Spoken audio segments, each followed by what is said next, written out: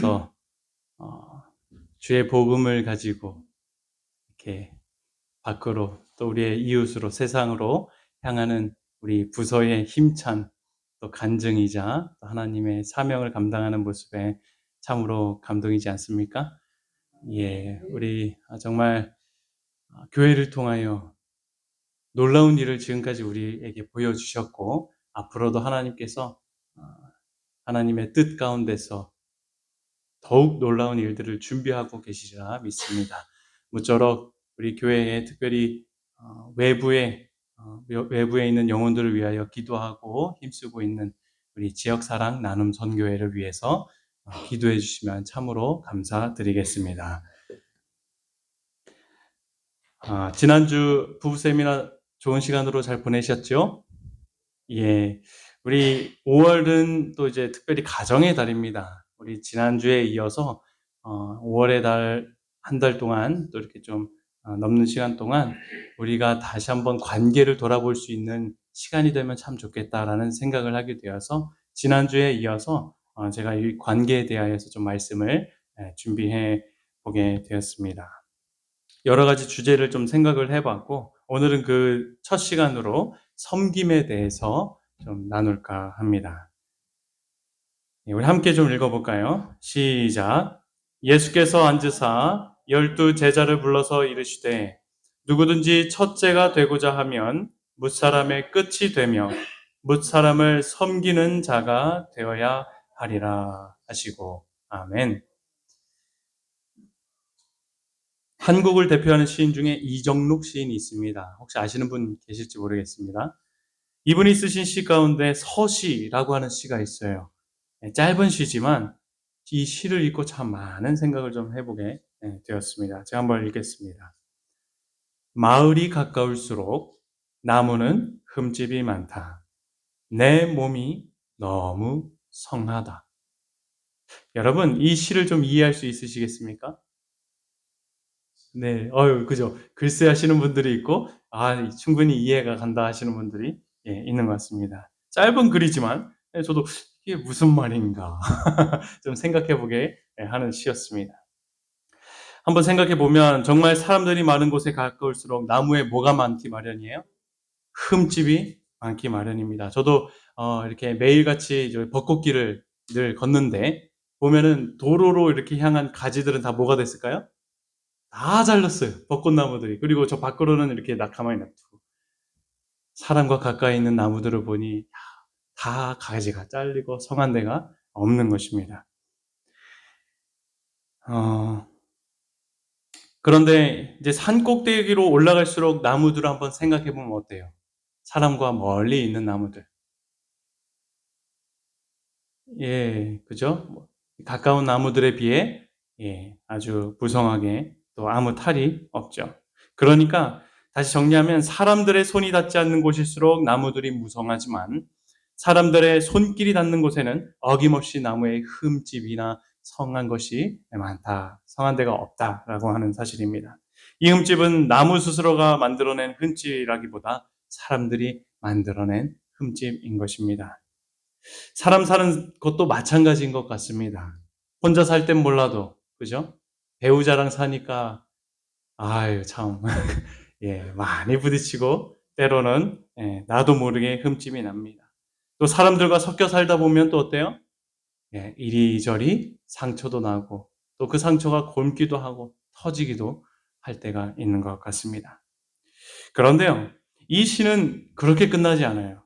반전이 있어요. 그죠? 반전이 뭔가 느낌이 있죠. 마지막 구절이 참 의미하는 바가 큰 것 같습니다. 시인이 뭐라고 얘기해요? 내 몸이 너무 성하다. 원래 뭐라고 써야 맞아요? 네, 성한 데가 없다. 나도 그렇게 써야 되는데 내 몸이 너무 멀쩡하다라고 하는 것이에요. 네. 이게 무슨 말입니까? 내가 다른 사람들과 더불어 살고 있지만 자주 부딪히지 않았다라는 것이에요. 다시 한번 좀 생각해 보면 이 시인이 다른 사람들에 비해 사람들에 가까이 가지 못하고 부대끼며 살지 못하고 상처받지 않으려고 조심스럽게 살아왔던 자신의 삶을 돌아보면서 때로는 반성과 부끄러움과 외롭기도 한 그런 시인의 마음을 여기다 표현을 한 것입니다.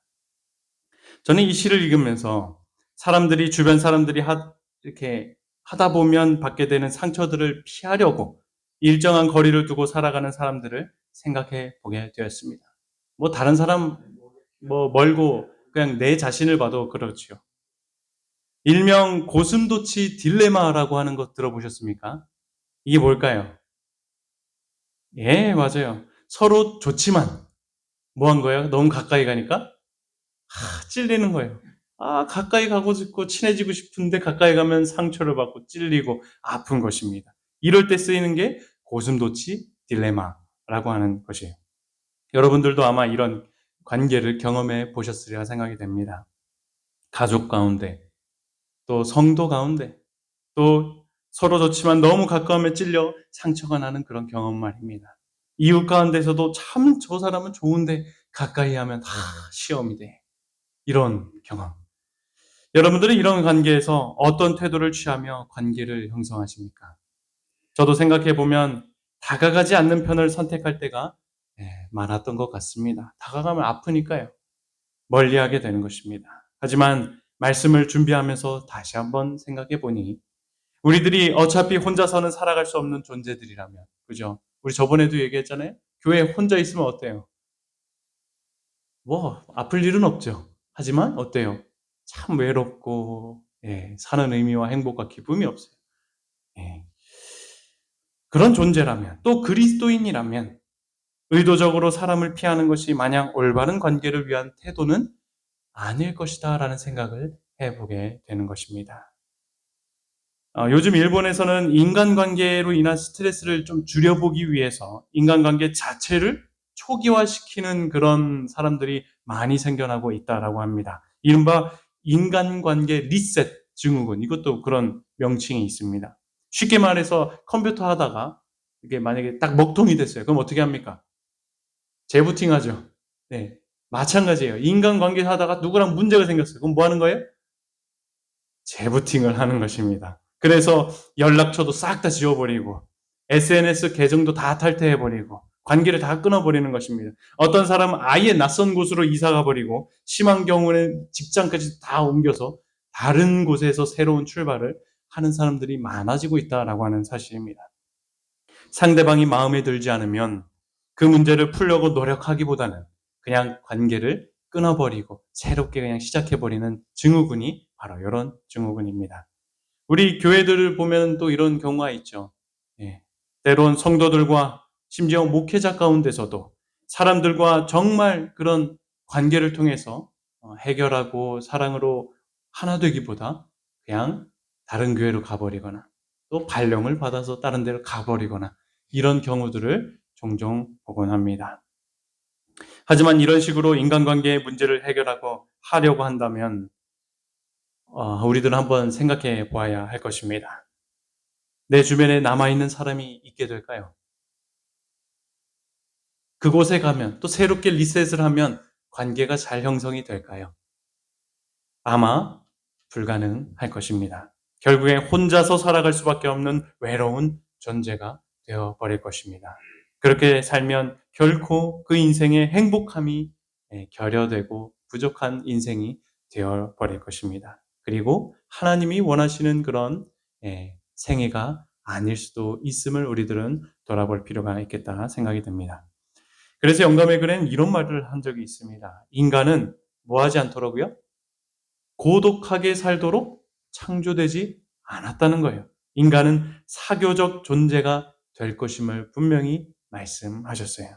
여러분, 우리 인간은 어떻게 살도록 창조되지 않았다고요? 혼자 살도록 창조되지 않았다라고 하는 사실을 언제나 잊지 않았으면 좋겠습니다. 때론 나와 생각이 다르고 성격도 다르고 결이 다른 사람들과 관계를 맺어야 할 때가 있지만 우리가 함께 더불어 살 때 하나님은 우리로 더욱 행복을 느끼는 존재가 될 수 있도록 창조하셨다라고 하는 사실을 우리들은 잊지 말아야 할 것입니다. 미국 스탠퍼드 의과대학 심리행동학 과학과 교수인 데이비드 번즈라고 하는 분이 쓴 책이 관계 수업이라는 책이 있습니다. 특별히 이분은 최고의 우울증 치료 상담사 라고 이야기하고 소개하고 있는데요. 25년 동안 인간 관계로 인해서 우울증으로 고통하는 사람들을 상담하고 치료하면서 그런 얻게 된 결론과 이야기들을 책으로 담아낸 것입니다. 여러분, 그냥 사람도 힘든데 우울증에 걸린 사람과 관계하고 치료하는데 얼마나 힘들었겠습니까? 하지만 그 가운데서 여러 가지 경험들을 정리하게 된 것입니다. 이 책에서 전자가 이야기를 해요. 일방적인 관계를 정리하는 것이, 그러니까 아까 리셋 증후군 같이 그렇게 일방적으로 관계를 정리하는 것이 결코 지혜로운 방법이 아니다라고 이야기하면서 이렇게 결론을 또 짓습니다. 두 사람 사이에 발생한 문제에 대해 상대방만 비난한 사람들은 어떤 치료 기법에도 상태 개선이 불가능했다. 그러나 반대로 스스로의 변화에 집중한 사람들은 관계를 놀랍도록 개선했고 그 시간도 오래 걸리지 않았다라는 결론에 이 책을 마무리 진 것입니다. 이게 무슨 이야기입니까? 모든 인간 관계는 어디서부터? 누구로부터요? 네, 정말입니까? 나로부터 시작되어야 한다라고 하는 사실입니다. 근데 우리 너무도 반대로 생각할 때 많죠. 지금도 만약에 이 설교를 들으면서 다른 사람을 생각하면 그건 잘못된 것입니다. 야, 저 사람이 이걸 들었어야 되는데. 우리는 이런 거 많이 해요. 그죠? 아, 저 사람이 이걸 들어서 바뀌어야 되는데. 그게 아니라 어디서부터 시작되어야 된다고요? 나부터인 것입니다. 중요한 원리인 것이에요. 모든 인간관계의 출발은 내 자신의 변화로부터 시작되는 것입니다. 네. 신앙하지 않는 사람들 가운데서도 원만하고 성공적인 인생 살았던 사람들을 인생을 살펴보니 그 공통점이 있더라는 것이에요. 그것이 무엇일까요? 다 인간관계를 잘 이룬 사람들이에요. 네. 또 심지어 하버드 대학의 유명한 박사가 이제 실패했던 인생들을 살펴보니까 원만한 인간관계를 이루지 못한 사람들이 그러한 인생을 살게 되었다라고 하는 그 결과도 나와 있습니다. 그래서 세상에서 이런 얘기가 있죠. 사람이 곧 재산이다라고 하는 이야기가 바로 여기서 아마 나온 것 아닌가 생각해 보게 됩니다. 그만큼 대인관계와 우리의 관계가 중요한 것입니다. 저는 신앙하는 사람들도 마찬가지라고 생각이 돼요. 신앙생활에서의 성공도 역시 여기에 있다고 보는 것입니다. 하나님의 관계, 당연히 중요합니다. 이게 기본과 기초가 되어야겠죠. 하지만 그 못지않게 중요한 것은 우리가 얼마나 다양한 사람들과 복잡한 세상 속에서 인간관계를 잘 맺으며 살고 있는가가 중요하다라고 하는, 그리고 그런 인생이야말로 성공된 우리의 신앙의 모습이라고 하는 사실입니다. 동감하십니까? 혹시 동감하지 않으실 분들이 있을지 모르겠습니다. 어떻게 생각하시던 간에 저는 하나님과의 관계가 중요하다고 호소하기만 하고 실상은 다른 이들과의 관계에서는 원만하지 못한 삶을 살고 관계를 단절하며 재부팅하기 위해 이런저런 교회를 옮겨 다닌다고 가정한다면 결코 성공된 신앙인으로 살아가지 어려울 것이다 저는 생각이 듭니다. 성공된 신앙이란 무엇일까요? 하나님의 뜻대로 사는 인생 아닙니까? 영감의 글엔 이런 말씀을 했던 적이 있어요. 개인적으로 우리는 우리의 동료 인간과 연결되어 있을 뿐 아니라 하나님의 대가족의 일원이 되어 있으므로 상호 간에 뭘 가지고 있어요? 의무를 지고 있대요. 아무도 사람들을 떠나 홀로 살 수가 없다. 이는 각 사람의 행복이 각각 다른 사람과 관련되어 있기 때문이다. 모든 사람이 자기가 다른 사람의 행복에 필요한 사람이라는 것을 생각하고 그들의 행복을, 다른 사람들의 행복을 증진시키기 위하여 힘쓰는 것이 누구의 목적이요? 하나님의 목적이다라고 선지자는 분명히 말씀하셨습니다. 그냥 하나님과의 관계만 하라 이렇게 얘기하지 결코 않았다라는 것이에요. 사랑하는 성도 여러분, 인생의 성공이나 신앙의 성공은 여기서 출발해야 하는 것입니다. 나와 하나님과의 관계만이 아니라 상대방의 행복을 증진시키고 어떻게 하면 저 사람이 더 기뻐할까? 비록 내가 손해보고 내가 힘들고 마음 아프고 찔릴지라도 어떻게 하면 그렇게 할까? 고민하는 인생이 무엇인지 우리가 돌아보고 경험해 보아야 될 줄 믿습니다. 우리 모두는 내 남편, 내 아내, 우리들의 자녀들의 행복을 줘야 하는 의무를 가진 자들이라고 이야기했습니다. 내 옆에 있는 성도가 아무리 나와 생각이 다르고 못마땅할지라도 그들에게 염려와 스트레스와 고통을 주는 것이 아니라 행복을 주고 기쁨을 주도록 하도록 하신 것이 하나님의 뜻이라고 하는 사실이죠. 다른 영감의 글에도 보면 각자는 상대방의 행복을 위해 섬겨야 한다 이야기하고 있습니다. 이것이 그대를 위한 하나님의 뜻이다. 여러분, 대인관계를 멀리하고 소홀히 하라는 것이 하나님의 뜻이 아니라 상대방의 행복을 위해 섬기는 것이야말로 하나님의 뜻이며, 그렇기에 우리들에게 배우자를 허락하셨고 교회라는 공동체를 이루게 하셨다라는 하나님의 놀라운 섭리와 은혜를 발견하게 되시길 간절히 소망합니다. 그래서 우리들은 곰곰이 자신에게 질문해 봐야 돼요. 나는 특별히 신앙하는 사람으로서 타인의 행복을 위하여 얼마나 애쓰고 살아가는가? 한번 스스로 질문해 보시기 바랍니다. 혹 하나님과 관계가 중요하다 하며 내 배우자와 가족과 성도들에게 상처와 고통을 주고 있지 않은가? 이웃들에게 상처를 주고 있지 않은가? 돌아보아야 할 것입니다. 그리고 우리들은 오해하지 말아야 해요. 타인에게 무관심하면서 예배 잘 드리고 말씀 보고 기도하면 하나님께서 더욱 기뻐하실 거라는 그런 오해 말입니다. 하나님께서 기뻐하시는 것은 어떤 것이라고요? 타인의 행복을 위하여 기꺼이 섬기는 자들의 모습을 볼 때 하나님이 기뻐하심을 우리들은 잊지 말아야 할 것입니다. 어릴 때 감명 깊게 읽었던 동화 중에 아낌없이 주는 나무라고 하는 동화를 읽어봤습니다. 아마 여러분들도 다 읽어봤을 거예요. 명작이니까요. 참 마음 따뜻해지는 그런 동화예요. 내용 알지만 한 번 더 좀 설명해 드립니다. 어느 나무 한 그루가 있었고 소년이 있었습니다. 그런데 나무가 이 소년을 너무 사랑했어요. 네. 어린 소년도 날마다 이 나무를 사랑해서 찾아와서 놀곤 했죠. 소년은 나무에서 떨어지는 나뭇잎을 잡으면서 놀기도 하고, 또 나뭇잎으로 왕관을 만들어 보기도 하고, 또 사과도 따먹고 술래잡기도 나무랑 합니다. 바위에 숨기도 하고 하면서. 하지만 소년이 이제 점점 커면서 성인이 되어갔죠. 그리고 다른 여인을 사랑하게 됩니다. 그렇게 나무는 혼자 있는 시간이 조금씩 늘어나게 돼요. 심지어 소년이 어른이 되어서는 문득 나무를 찾아와 돈이 필요해 라고 이야기하면서 사과를 다 떨어서 가져갑니다. 또 언제는 또 찾아와서 집을 만들어야 한다면서 가지를 다 잘라서 먼 곳으로 잘라서 가지고 집을 짓게 됩니다. 그리고 또 언제는 와가지고 먼 곳으로 떠나야 된다면서 배를 만들어야 된다고 이제는 밑둥만 남겨놓고 다 잘라서 가져가 버립니다. 하지만 그런 때에도 나무는 소년에게 모든 것을 이렇게 줄 수 있어서 행복해 했죠. 마침내 소년이 이제 노년이 되었습니다. 그래서 이 나무를 찾아왔어요. 그때 나무는 이야기해요. 이제 더 이상 줄 게 없어. 하지만 내가 가진 건 이 나무 밑동뿐인데 괜찮다면 앉아서 좀 쉬어가라고.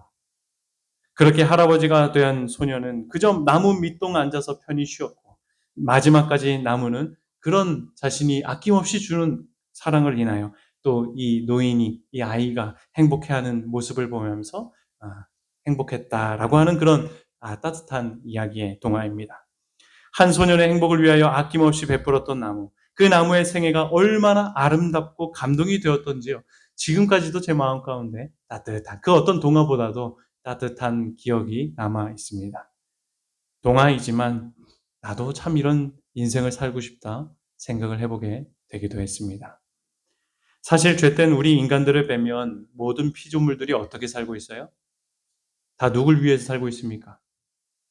남을 위해서 살고 있어요.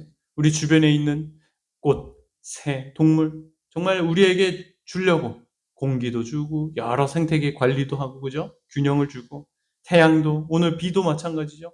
다 나누어 주면서 우리의 유익과 행복을 위해 살고 있는 것입니다. 간절히 바라옵기는 이런 것처럼 우리의 인생의 모습이 이기적인 모습이 아니라 타인의 행복을 위해 즐거이 헌신하고 섬기는 생애의 모습이 주 안에서 이루어지게 되길 간절히 소망합니다. 어쩌면 우리들이 나중에 하늘에서 살게 된다면 그 이유가, 그 명목이, 그 계기가 이렇게 주 안에서 타인의 행복을 위해 섬겼던 이 땅에서의 생애가 아닐까 생각해 보게 됩니다. 오늘 본문에도 보면 뭇사람의 끝이 되며 뭇사람을 섬기는 자가 되어야 된다. 그게 첫째가 되는 길이다 말씀하셨습니다. 다시 말씀드립니다. 여러분, 우리의 모든 인간관계가 바로 여기서부터 출발되어져야만 하는 것입니다. 왜 우리의 관계가 깨어집니까? 왜 우리의 관계가 자꾸 끊어지는 것입니까? 피해지는 것입니까? 우리가 섬기려 하기보다 섬김을 받으려고 하기 때문은 아닐까 생각해 봅니다. 내 고집대로 하려 하고, 내 마음대로 하려 하고, 때론 내 기분이 내키는 대로 상대를 대하려 하고 있지 않은가 돌아보게 됩니다. 증언보감에는 또 이런 말씀이 있어요. 뭘 내세우면요? 고집을 내세우면 가정의 평화와 행복이 파괴된다 이야기하십니다. 여러분 그렇습니까? 모든 인간관계가 그런 것 같습니다.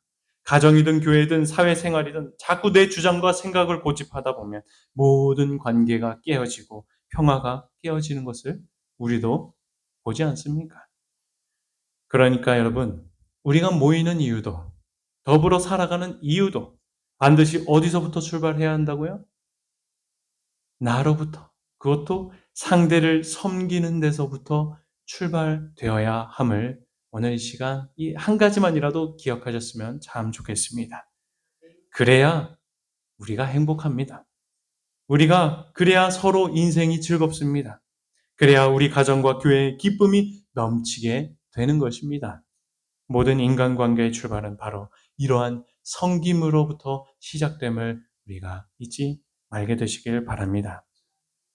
어떻게 우리가 그럼 섬기는 자가 될 수 있습니까? 자신이 비워져야 돼요. 그죠? 네.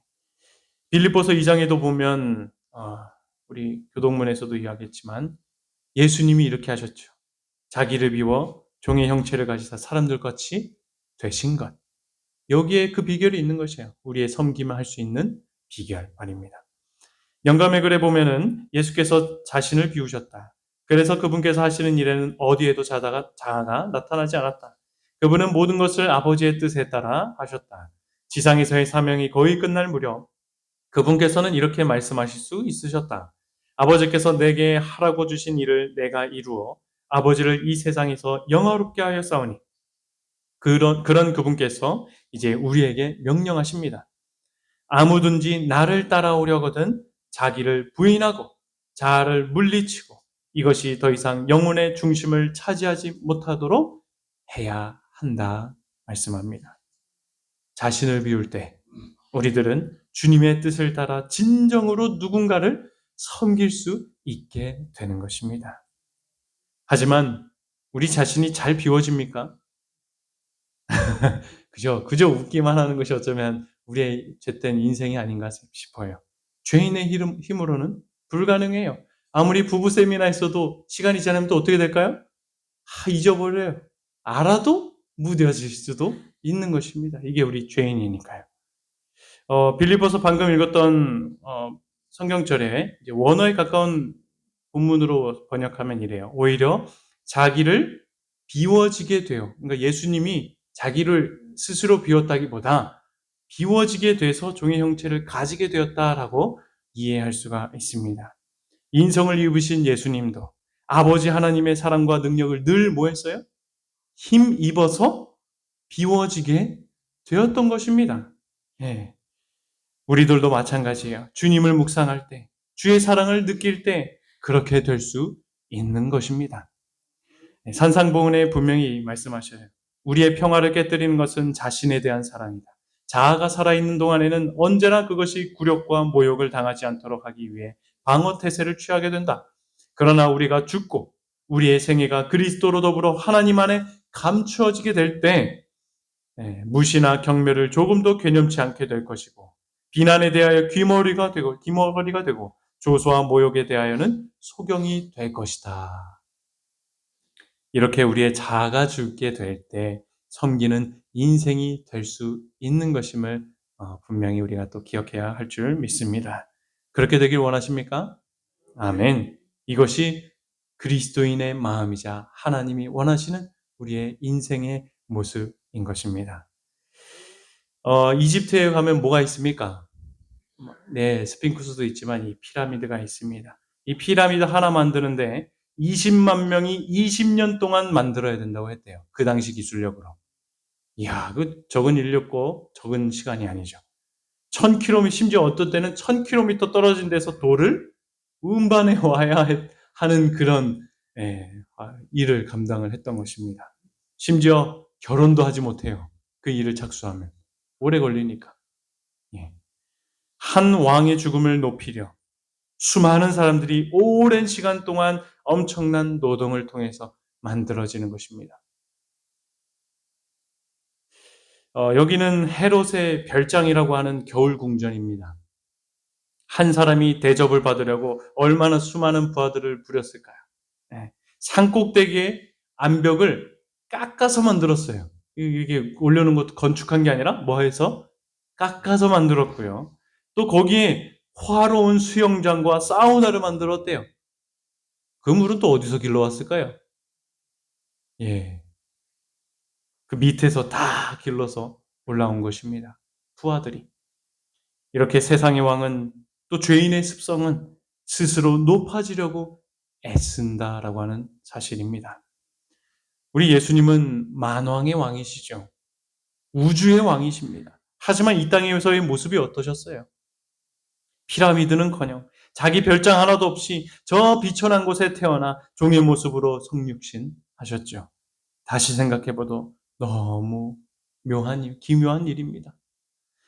성지순례를 가봐도 다들 이야기합니다. 예수님이 탄생한 곳은 다른 곳에 비해 너무 초라하다고 말입니다.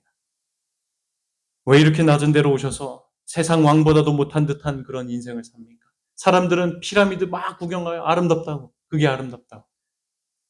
왜 그렇게 살았어요? 그 이유는 우리를 뭐 하기 위해요? 섬기기 위해서 그러신 것 아닙니까? 그래서 죄된 죄인과 죄악 세상에도 참 기쁨과 행복을 발견할 수 있게 하시고 나눠 주시기 위해 자기를 비우게 되셔서 종의 형체로 오신 것입니다. 네, 시대의 소망에도 보면 그런 베들레헴의 이야기 우리 다 살펴봤잖아요. 네, 참 다음이 없는 주제를 했어요. 예수님의 그 성육신과 겸손과 낮아지심과 섬기는 모습. 끝에 보면 이렇게 기록합니다. 사람의 자만심과 자부심은 그분의 임재 앞에 견책을 받게 되는 것이에요. 여기서 우리가 누군가를 섬길 수 있는 힘과 능력을 발견할 수 있게 되는 것입니다. 사랑하는 성도 여러분, 예수님이 우리의 행복을 위해 기꺼이 종의 모습이 되시어 예수님의 능력을 힘입어 이런 아름다운 섬김의 생애를 사셨음을 언제나 기억하게 되시길 바랍니다. 그래서 때론 우리들도 가까이 있을 때 아프고 힘이 들 때라도 지금 나와 함께 살고 있는 배우자, 함께 동고동락하며 신앙하고 있는 우리 성도들, 관계를 맺고 살아가고 있는 이웃들에게 주님의 사랑과 능력을 인하여 자신이 비워지게 되고 섬김의 지혜를 온전하게 증거하는 삶을 우리 모두가 살게 되길 간절히 소망합니다. 또한 우리가 어떻게 섬기는 자가 될 수 있는가? 두 번째로 남을 낮게 여겨야 돼요. 잘 들어야 됩니다. 남을 낮게가 아니라 낮게입니다. 이 문자적으로 의미는 위에 있는 높은 자리에 있는 것처럼 더 뛰어난 이라고 하는 의미죠. 낮다라는 것이. 그러므로 우리가 형제를 진정으로 섬기려면 그 사람을 나보다 뭐한 사람으로? 나은 사람으로 여겨야 한다는 것입니다. 우리 한번 옆 사람 보십시오. 나보다 나은 사람입니까? 아주 모자라고 좀 그런 사람입니까? 나은 사람으로 여기게 되시길 간절히 소망합니다. 예, 빌립보서 2장 3절에 또 보면 이렇게 얘기해요. 아무 일에든 다툼이나 허용으로 하지 말고 오직 낮은 마음, 겸손한 마음으로 각각 자기보다 남을 낮게 여기라 이야기했어요. 예. 본교의 주석에도 이렇게 얘기해요. 진정한 겸손한 사람은 자신의 결점만 그렇게 잘 감지하지만 결점을 잘 감시하지만 다른 사람의 결점을 감지하는 데는 명면하지 못하다는 사실을 깨닫게 된다는 것이에요.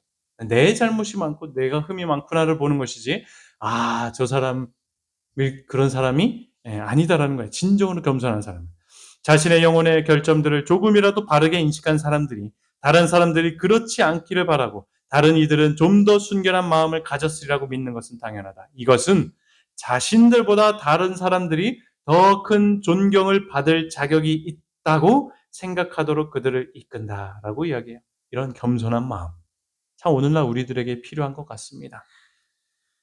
겸손한 사람일수록 다른 사람을 높여줍니다. 그 사람을 인정하기 위해 자신을 낮춥니다. 때론 상대방의 허물이 있어도 부족해 보여도 그것이 나의 부족으로 알고 그 사람의 허물을 오히려 감싸주는 것이죠. 사실 이것도 누가 그렇게 사셨어요? 예수님이 이렇게 사지 않으셨습니까? 주님은 우리의 모든 허물과 죄를 자신이 담당하시려고, 그래서 우리를 높여주시기 위해서 자기 자신을 낮추신 것 아닙니까? 바로 이것이 주님이 보여주셨던 겸손과 섬김의 모습인 것입니다. 우리 함께 좀 읽어볼까요? 시작. 사람의 모양으로 나타나사 자기를 낮추시고 죽기까지 복종하셨으니 곧 십자가에 죽으십니다. 여러분, 한번 생각해 보십시오. 가족이나 사회, 교회 안에서 우리 관계가 어렵게 되는 이유가 뭐예요? 내가 저 사람보다 더 낫다. 죽지 못해서 그런 거예요. 그죠? 내가 저 사람보다는 바르게 살았고, 저 사람보다는 좀 더 알고, 내가 저 사람보다는 완전한 사람이라 생각하는데 문제가 시작이 되는 것입니다. 하지만 우리가 다른 이를 진정으로 섬기려고 한다면 어떻게 해야 돼요? 나보다 그를 더 낮게 여길 줄 알아야 하는 것입니다. 나보다 나음을 바라보고, 저 사람이 더 낫다. 나보다 더 존경, 여기는 그 마음. 그래야 우리가 양보할 수 있게 되고, 한 걸음 더 물러설 수 있게 되는 것입니다. 그런 인생이야말로, 그런 교회야말로, 그런 세상과 사회야말로 아름다운 것 아니겠습니까? 이솝우화 중에 사냥의 지혜라고 하는 또 이야기가 있어요. 어느 깊은 그 계곡에 외나무 다리가 있었대요. 이 동물들이 이렇게 풀을 뜯어먹다가 또 반대편으로 갈 때는 항상 그 외나무 다리를 건너가곤 했대요. 조심하지 않으면 발을 헛디거나 그렇기 때문에 또 기우뚱기우뚱 하기 때문에 잘 걸어가야 된다고 해요. 그렇게 그런 곳에 있었는데 한 이제 염소가 이제 이 풀을 다 뜯어먹고 다 먹으니까 저쪽을 보니까 어때요? 풀이 많더라는 것이에요. 그래서 이제 이 외나무 다리를 통해서 건너려고 하는데 마침 또 저쪽에서 한 또 염소가 다가온다는 것이에요. 이렇게 둘이 만나게 된 것이에요. 그러다가 이제 서로 비키지도 않고 이리 부딪히고 저리 부딪히고 하고 결국에 어떻게 됐을까요? 이 염소가 한 마리도 아니고 두 마리 모두가 미끄러져서 밑에 계곡으로 떨어졌다는 것입니다. 그런데 시간이 조금 지나 이번엔 산 양이 외나무 다리를 이제 건너려고 해요. 그때도 신기하게 또 반대쪽에서 어떤 동물이 다가오는 것입니다. 그런데 놀라운 광경이 펼쳐져요. 그 사냥은 자기가 먼저 가려고 부딪히거나 다투기보다 무릎을 꿇습니다. 그냥 엎드려요. 그래서 외나무 다리에서 그 중심을 잡고 있으면서 머리를 숙여 자기 등을 내어주게 되죠. 그러자 반대쪽에서 다가왔던 그 동물은 엎드려 있는 사냥을 보고 조심스레 밟고 지나갔고 사냥도 무사히 지나가게 되었다라고 하는 그런 이야기입니다. 여러분, 이 이야기가 오늘 우리에게 주는 교훈이 무엇입니까? 싸우면 결국 둘 다 뭐 하나요? 그래요. 싸우면 둘 다 망하는 것이에요. 저 사람만이 아니라 나만이 아니라 둘 다 망하는 것입니다. 내가 잘나는 이 다투면 서로 손해인 것이에요. 하지만 어느 한쪽이라도 낮아지고 한쪽이 희생이 되면 결국 두 사람이 살게 되는 것입니다. 섬김은요, 나보다 남을 낮게 여기는 이러한 마음입니다. 섬김은 결국엔 내가 지는 것이 아니에요. 오히려 섬김을 통하여 나도 살고 상대도 사는, 그래서 모두가 공존하며 살게 되는 것, 이것이 진정한 섬김의 결과인 것입니다. 여러분, 진정으로 섬기는 생애를 살길 원하지 않으십니까? 그렇다면 남을 더 나은 것으로 여기는 여러분과 제가 되기를 간절히 소망합니다. 그렇다면 우리가 또 어떻게 섬기는 그런 자가 될 수 있을지, 세 번째로 타인에게 관심을 가져야 된다는 것입니다. 예. 빌립보서 2장 4절에 보면 각각 자기의 일을 돌볼 뿐더러 또한 각각 다른 사람들의 일을 돌보라라고 이야기를 해요. 그래서 하나님의 기쁨을 충만하게 하라. 여기서 돌보다라고 하는 단어는 주시하다, 관찰하다, 관심을 갖다라고 하는 말이에요. 예, 다른 사람들의 일을 돌보라는 게 무슨 말이에요? 그러면 주시하라는 것이에요. 이렇게 그냥 지나가다가 이렇게 그냥 안녕하세요가 아니라 정말 지극한 관심을 가지고 보라는 거예요. 관찰하고. 그러므로 다른 일을 섬기고자 하는 사람은 타인에 대하여 관심을 갖는 사람임을 우리들은 기억해야 할 것입니다. 여러분 혹시 이 이야기를 아시나요? 일본 작가가 쓴 우동 한 그릇이라고 하는 책입니다. 읽어보신 분 계세요? 예.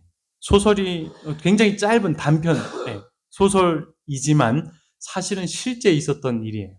실제 경험이죠. 우리나라의 동짓날에 팥죽을 먹듯이 일본의 추운 지방에는 섣달 금은 날 12월 31일이 완전히 마지막 날이죠. 그때 우동을 먹는 풍습이 있다고 해요. 그런데 어느 겨울이었습니다. 우동 가게의 한 어머니가 두 아들을 데리고 가게에 들어온 것입니다. 그러고는 우동을 몇 개 시켜야 돼요. 세 명이 들어왔으니. 세 개 시켜야 되는데 하나만 시키는 것입니다. 왜 그랬을까요? 어려웠던 것입니다. 우동 세 그릇 살 형편이 안 되었던 것이에요. 한 그릇으로 그래서 그렇게 세 명이서 나누어 먹었던 것입니다. 하지만 대개 어머님들은 어때요? 자기 안 먹고 자녀들 주죠. 그렇죠? 이렇게 추운 겨울 중간중간에 가게에 와서 세 명이서 한 그릇을 계속 매년 그렇게 먹었던 것입니다. 그렇게 매년 찾아와 한 그릇씩 시키니 또 그 모습을 계속 봐왔던 주인은 어느 해에는 직원에게 이렇게 이야기를 해요. 언젠가 올해도 이 가족이 또 오거든. 그래서 한 그릇을 주문하거든. 몰래 그 큰 그릇에 이것도 막 고민을 많이 해요. 세 개를 줄까? 그러면 너무 또 마음이 또 그렇지 않냐? 여러 가지 해서 티 안 나게 그러면 한 1.5배 주자. 조금 더 얹어서 주자. 이렇게 얘기를 했어요. 그래서 정말이지 그 가족이 올 때마다 이 가게에선 그들 몰래, 아이들과 어머니가 먹을 만큼의 충분한 양의 우동을 한 그릇에 담아주게 된 것입니다. 정말이지 어김없이 엄마와 두 자녀들은 섣달 금음날에 우동을 먹으러 왔고 그 가게에서는 그 가족 몰래 넉넉하게 우동을 주는 그런 따뜻한 일을 보냈죠. 이것이 아마 한 아들에게 기억이 남았나 봐요. 언제 하루는 학교에서 글짓기를 하던 때였다고 하는데 둘째 아들의 장문이 이 북해도의 대표로 선정이 된 것입니다. 전국 장문대에 나가게 된 것이에요. 장래에 어떤 사람이 되고 싶은가라고 하는 주제에서 대표가 된 것입니다. 근데 그때 제목을 우동 한 그릇이라고 쓴 거예요. 그런 그릇인데 어떤 그릇이냐? 우리 아빠는 운전사고로 많은 사람들을 다치게 하고 세상을 떠나셨습니다. 그런데 피해자들에게 보상을 위해 보험금으로도 부족해서 많은 빚을 지게 되었습니다. 그때부터 엄마는 아침 일찍부터 밤늦게까지 일을 하셨고 형은 날마다 석간 신문을 배달해서 돈을 벌었습니다. 아직 어린 저는 돈을 벌기 위해 할 수 있는 일도 없었고 엄마와 형은 나에게 아무 일도 못하게 했습니다. 대신 저는 저녁이면 시장을 봐서 밥을 해놓는 일을 했습니다. 제가 해놓은 밥을 엄마와 형이 맛있게 먹는 걸 볼 때 저는 행복했습니다. 그러던 중에 재작년 12월 31일 밤에 우연히 한 우동 가게를 지나치게 되었습니다. 안에서 흘러나오는 우동 국물의 냄새가 그렇게 맛있게 느껴질 수가 없었습니다. 우리 형제의 마음을 알았는지 엄마는 우리에게 우동을 사주시겠다고 하셨습니다. 우리는 그 말이 감사했지만 우리 형편을 잘 알고 있었기 때문에 선뜻 가게 안으로 들어갈 수 없었습니다. 형과 저는 그렇게 망설이다가 딱 한 그릇만 시켜서 셋이서 나눠 먹자고 엄마에게 말했습니다. 문 닫을 시간에 들어와 우동 한 그릇밖에 시키지 않은 우리가 귀찮으셨을 텐데도 우동집 주인 네 분은 친절하게 또 반갑게 우리를 맞이해 주었습니다. 그 우동집은 양도 많고 따뜻한 우동을 우리에게 늘 주셨습니다. 그러고 나서는 문을 나설 땐 우리에게 항상 고맙습니다. 새해엔 복 많이 받으세요 하면서 큰 소리로 인사해 주었습니다. 그 목소리는 우리에게 지지 말아라, 힘내, 살아갈 수 있어라고 말하는 것 같았습니다. 그 후에도 그 우동 가게를 찾아갔습니다. 여전히 우리는 형편이 나아지지 않아서 우동은 한 그릇밖에 시킬 수가 없었습니다. 하지만 이 날도 마찬가지로 주인 내부는 친절하고 따뜻하게 우리를 대접해 주었습니다. 인사도 여전했습니다. 그래서 저는 결심했습니다. 나중에 내가 어른이 되면 힘들어 보이는 손님에게 힘내세요, 행복하세요 하는 말 대신에 그 마음을 진심으로 담은 우동 한 그릇을 건네주고 고맙습니다 하고 말해줄 수 있는 일본 최고의 우동 가게 주인이 되고 싶습니다. 1등으로 뽑힐만 하죠. 예. 사실 이 사실을 형이 먼저 알게 되어서 동생의 기특함을 우동 가게에서 우동 먹으면서 엄마에게 이야기했던 것입니다. 얼마나 큰 소리로 얘기했던지 주변에 음식을 먹던 손님들까지도 귀 기울여 듣게 되었어요. 이 엄마와 두 아들도 가게 주인도 그 손님들도 음식을 먹으면서 다들 함께 이 이야기를 통해 기뻐하고 행복해했죠. 이 가정은 그렇게 매년 말이면 이 우동집을 찾아갔어요. 그때마다 이 가게는 이 가족이 늘 앉던 자리를 이미 전화 안 해도 예약석으로 빼놓았고 거기에 앉아 먹을 수 있도록 비워뒀던 것입니다. 그렇게 매년 말이면 이 우동집에서는 가정을 위한 예약석에 이렇게 모시고 우동 한 그릇 시켜도 늘 풍성한 우동 한 그릇을 계속 주었죠. 그러다가 요 근래 몇 년을 못 보게 됩니다. 가게 주인도 궁금하고 손님들도 왜 올해는 안 오지? 그렇게 몇 해가 지나도록 궁금해 하면서 이 가정의 소식을 듣지 못하게 되죠. 그러던 어느 날 두 아들이 이젠 커서 직장을 다니게 되었는데 첫째 아들은 의사 국가시험에 합격해 삿포로의 종합병원에서 근무하게 되었고 둘째 아들은 우동집 주인은 못했지만 교토의 은행원이 됩니다. 그러나 연말이 되어 이들은 소박한 어느 해에 계획을 세우는데 이것은 섣달 금음날 엄마와 셋이서 여전히 옛날에 찾아갔던 그 우동집을 찾아가 1인분이 아니라 이젠 3인분을 시키자라는 그 소박한 계획을 짠 것입니다. 그렇게 어느 해의 마지막 날 밤 10시 30분이 지날 무렵 이제 가게의 문이 드르륵 열립니다. 모두의 시선이 입구로 향하여 동시에 그들을 봐요. 이야기들을 멈춥니다. 주인이 얘기해요. 공교롭게 자리가 없어서 막 거절하려고 합니다. 그러다가 기모노 차림의 부인이 두 청년 사이에서 서서 이야기를 해요. 저 우동 3인분입니다만 괜찮겠죠? 늘 주문할 때 멘트였어요. 1인분을 3인분으로 바뀐 거예요. 그 말을 듣자마자 여주인은 지난 10수년간 기다림의 세월을 순식간에 밀어젖히고 그 옛날 젊은 엄마와 어린 두 아들의 모습이 번뜩 떠올라 알아보게 됩니다. 그리고 고개를 끄덕이며 듣고 있던 여주인의 눈에서 왈칵 눈물이 나고 손님 가운데 한 사람이 큰 소리로 외치며 여봐요 여주인 아주머니 뭐하고 있어요? 10년이 넘게 기다렸던 저 2번 예약석 있잖아요. 빨리 안내해 주셔야죠. 손님의 그 말에 눈물을 적시던 주인은 네네 그러죠. 우동 3인분이요 하며 기쁘게 음식을 준비하게 됩니다. 이 단편소설 우동 한 그릇을 저는 읽으면서 인간 사이에 서로 섬기고 배려하고 사랑을 나누는 모습이 얼마나 감동이 되었는지 모르겠습니다. 나누는 모습이 얼마나 이렇게 아름답던지요. 눈시울을 적셔가며 오랜만에 이런 글을 읽었습니다. 세월이 지나 우동가게 주인과 그동안의 일과 어떻게 살아왔는지 이야기를 나누는 대목에 이런 이야기예요. 10여 년 전 우리가 정말 마음도 춥고 돈이 없어서 춥고 가난해서 추웠던 그 어린 시절에 당신은 따뜻한 우동 한 그릇에 넉넉한 사랑을 듬뿍 담아서 우리에게 주곤 했습니다. 우리는 그 아름다운 사랑을 잊을 수가 없습니다. 그동안 이곳을 떠나 외가에 있는 곳으로 이사했고 그곳에서 의학을 공부했고 이번에 의사고시에 합격했습니다. 의사고시에 합격한 후에 우리가 전에 살던 이곳에 아버지 묘소가 있어서 성묘하러 온 길에 들렀습니다. 그때의 사랑을 잊을 수가 없어서 찾아온 것입니다. 사랑의 반대말은 무관심이라는 말이 있죠. 그렇다면 사랑은 곧 뭐예요? 관심입니다. 성도 여러분, 주께 받은 사랑을 이제는 타인에 대한 관심과 사랑으로 나타내게 되시길 간절히 소망합니다. 예수님께서 이런 사랑 주지 않으셨습니까? 도저히 구원받을 자격도 없고 추악하고 더러운 죄인을 나무라거나 정죄하거나 비난하거나 우리를 버리지 않으시고 있는 모습 그대로 받아주시고 다가와 주셔서 침 맞고 가시 면류관을 쓰시고 온갖 조롱과 채찍을 받아 가시면서까지 심지어 죽기까지 순종하시며 우리에게 관심과 사랑을 주지 않으셨습니까? 우리 모두는 주님의 은혜 안에서 한 가족입니다. 주를 믿던 간에, 진리에 대해 많이 알던, 잘 모르던 간에, 그리스도인으로서 신실한 삶을 살고 있던, 그렇지 않다고 생각하던 간에, 우리는 다 뭐라고요? 한 가족이에요.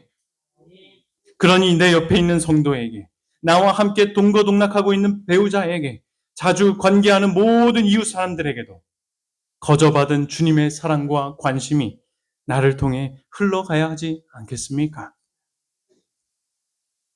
여러분들의 우동 한 그릇은 무엇입니까? 주님의 사랑과 은혜를 듬뿍 담은 그 우동 한 그릇, 여러분들도 한번 생각해보고 발견하게 되시길 바랍니다. 우리가 살아가면서 맺어지는 모든 관계 속에서 그래서 풍성하게 나눠지게 되길 간절히 소망합니다. 끝으로 이 말씀을 읽고 이 시간 마칠까 합니다. 꽃에서 풍겨나는 향기처럼 생애 속에서 조용하게 흘러나오는 작은 친절, 곧 사랑과 자아 희생의 작은 행동은 생애의 축복과 행복을 나누어 가지는 일에 작지 않은 부분을 이룬다. 타인의 유익과 행복을 위한 극기가 비록 이 땅에서는 비천하고 칭찬받지 못할 일로 취급될지 모르나 어디서는요? 하늘에서는 부요하였으나 우리를 위하여 가난하게 되신 영광의 왕이신 그분과 우리가 하나 된 것을 나타내는 표로 인정받게 된다는 사실을 결국 알게 될 것이다. 앞으로 이 5월 오늘 살펴본 섬김의 모습부터 지혜부터 하나하나 우리의 관계의 모습들을 돌아보며 주님 안에서 회복이 일어나고 주님 안에서 하나가 되고 이 세상과 교회 안에서 천국이 실현되며 참 기쁨과 행복을 우리 모두가 경험하게 되길 간절히 바라며 오늘 말씀을 마치겠습니다.